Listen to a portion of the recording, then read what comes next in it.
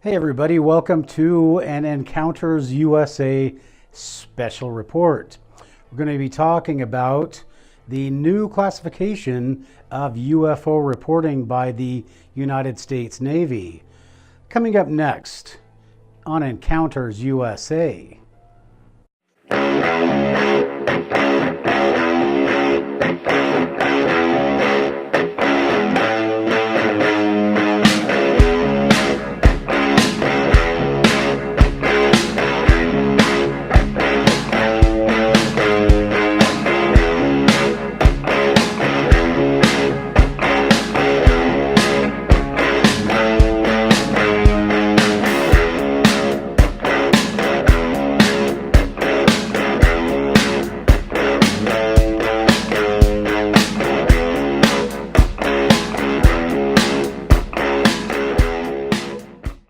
Hello everybody and welcome to Encounters USA. This is a special report, and before we get started into the report itself, I just want to thank everybody who's already subscribed and encourage you, if you haven't already, hit that subscribe button. We're a brand new channel and we're reporting on Bigfoot, UFOs, aliens, and Dogman.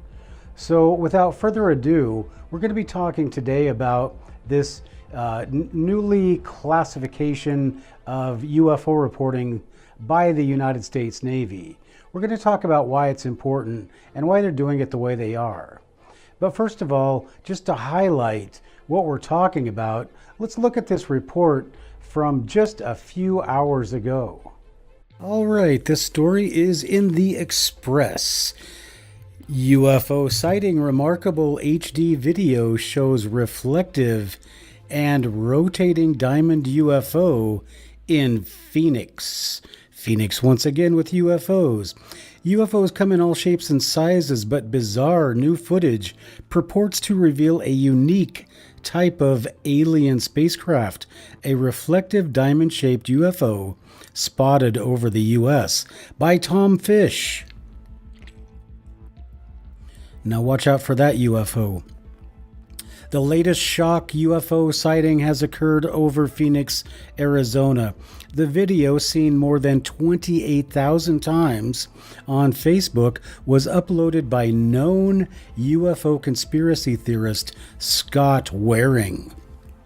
Scott was in our show yesterday, and despite the amateur nature of the footage, Waring is in no doubt that it shows evidence of another alien spacecraft visiting Earth. Waring wrote on his etdatabase.com blog, this sighting was recorded by UFO researcher Jeff Woolwin of Phoenix. The video is one of the clearest I have seen in a while. The UFO itself is so reflective it's difficult to get detail of its surface. He, Woolwin, recorded it with his Canon HD camera outside his apartments at 2:37 p.m. Now we'll come back to that later. Yet despite the camera's apparent HD quality, the 7-minute long footage is shaky and heavily zoomed in, making verification impossible. Waring proceeds to speculate about the UFO specifics. He wrote, "The bright yellow luminosity of this UFO is remarkable, to say the least. It does seem to twist and turn as if it has no top, no bottom, but rotates in a 360-degree angle as it moves." Kevin Duffy concurs, writing, "I thought it was just a piece of paper floating in the wind until it makes those sudden movements that could be hundreds of yards or more instantaneously in less than 1 second while retaining its shape. Very odd indeed. However, not everyone is convinced by the bizarre footage." Ron Garland offered a more reasonable explanation on Facebook, writing, "Looks like sunlight playing along the fuselage of an aluminum airplane as it travels through the thin air at 27,000 feet at the distance of several miles." You gotta think that distance all light becomes fractured by traveling through the air. I think that sentence was fractured. You got to think that at that distance, all light becomes fractured by traveling through the air.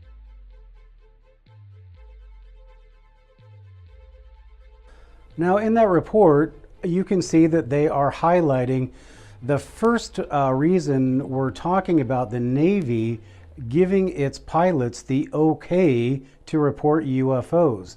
But they're not calling them UFOs, they're calling them unidentified aerial phenomena. And why is that? Well, if we look back at this video, we kind of have a really good clue. And that clue is the fact that these things are not necessarily flying. This thing that we see in this video, it's a diamond-shaped lit object, and it has no engine, it has no visible propulsion system, and it has no airfoil or any way to make it aerodynamic, and theoretically it shouldn't be flying, it shouldn't be in the air. So that is not a flying object, that is an aerial phenomena. And we also know there are other kinds of aerial phenomena, like the long tube things that they're not even sure if they're actually maybe life forms that are existing in the upper atmosphere. So not UFOs to the Navy, unidentified aerial phenomena.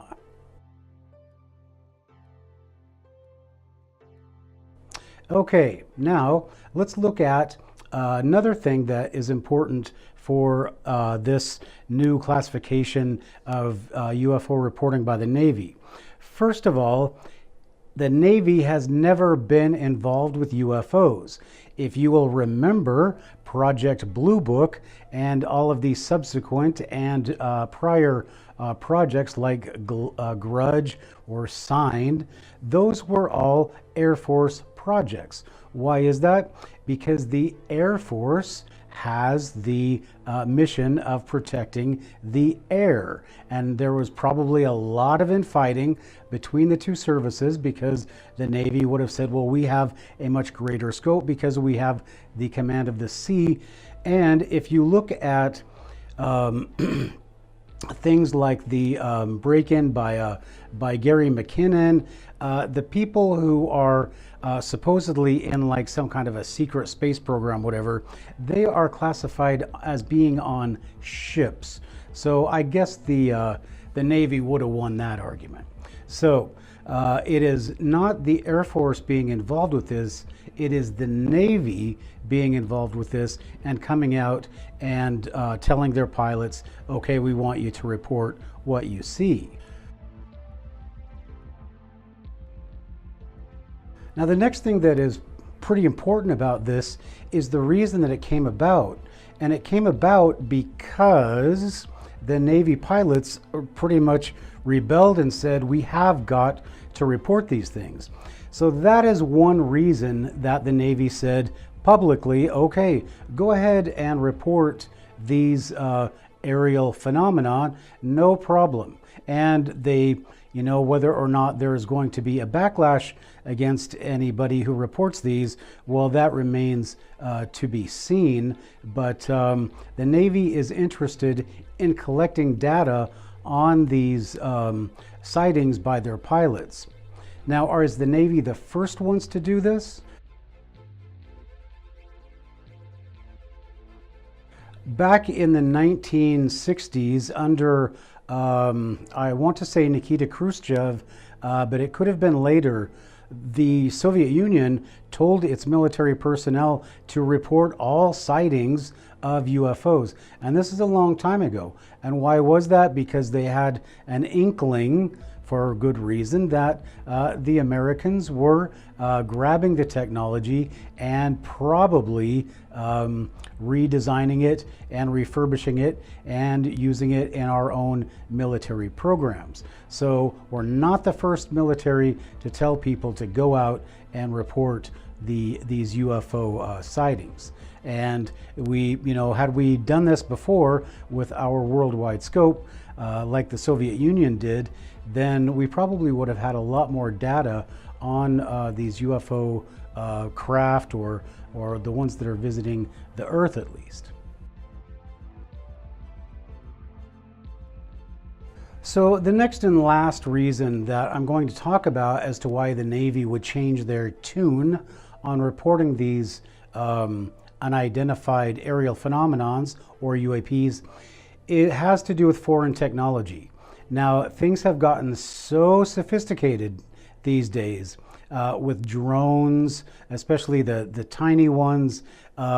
Different kinds of exotic technology is out there, and so the Navy wants to know what is flying around out there, because they need to know if foreign governments are producing technologies and producing aerial phenomenon that they don't know anything about, or that they need to investigate. So that is the final reason.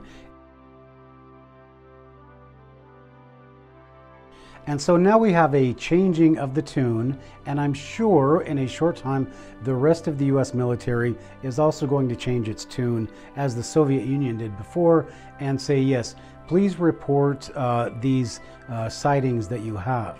And also, if you are reporting sightings of exotic technology, then it also gives you some feedback on whether your own exotic technology is actually stealthy or not. So a lot of reasons there to be reporting these craft by the Navy, but I think that the most important reason is that, based on the behavior of what is happening in the world today and how everybody's building up their militaries, I think there is a massive influx of possibly aliens and the other creatures that we're talking about on Encounters USA. So stick around. We've got a lot more to talk about this. We've got books coming out, and it's just an amazing time. So stick around for Encounters USA, and we'll see you on the next report.